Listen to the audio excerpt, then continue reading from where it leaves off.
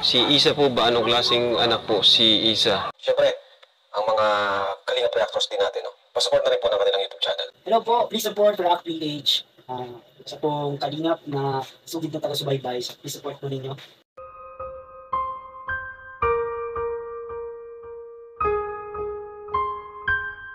Isa Fish Vendor.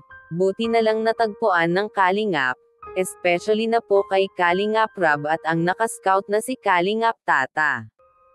Halaka, ano kaya ito? Yan ang ating alamin at pag-usapan. Magandang mapagpalang araw o gabi po sa inyong lahat. Maraming salamat po talaga sa patuloy na suporta nyo at tiwala sa panonood ng aking mga react videos. Salamat po talaga sa bumubuo ng programa ng Kalingap na sina Kuya Val Santos Matubang, Ate Edna, at Kalingap Rab.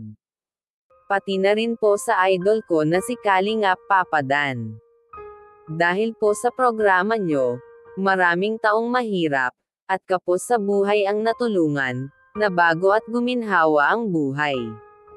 Isa Fish Vendor, buti na lang ay nakita at natulungan ng Kalingap, sa pangunguna ni Kalingap Rab, at sa nakascout nito na si Kalingap Tata. May konting video po, panoorin nyo po.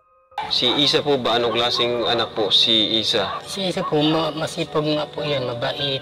Masinurin po yan sa amin. Siya po talaga yung isa sa maasahan nyo. Sabi nga po yan sa akin, Papa, matrabaho na po ako. Sabi ko mo po ay, huwag na muna, magtapos ka muna pag-aral. Dahil pa nagtapos ka ng pag-aaral mo, ay makakahanap ko ng magandang trabaho. Gusto mo na pala magtrabaho, Isa? Kahit lang daw po sa maliit na grocery. Ang ano po niya na ay sa tindahan. Anong trabaho yung applyan mo? Kahit po sa maliit pong grocery po. Grocery. Buti na lang natagpuan ka ni Kuya Tata, ano? Maraming salamat po talaga sa programa ng Kalingap, na ang dami na po talaga silang taong natutulungan at nabago ang buhay. Sayang naman po kung di makapagtapos ng pag-aaral si Iza. Matalino naman pati po siya. Sana ay wag sayangin ni Iza ang dumating na tulong ng Kalingap, at pahalagahan niya ito, pagbubutihin niya sa pag-aaral para makapagtapos siya. Andyan na naman si Kalingap Rab na susuporta na sa kanya, at di na ito kailangan pa huminto para magtrabaho. Sana matupad mo ang mga pangarap mo, Iza. Dito muna lang po tayo.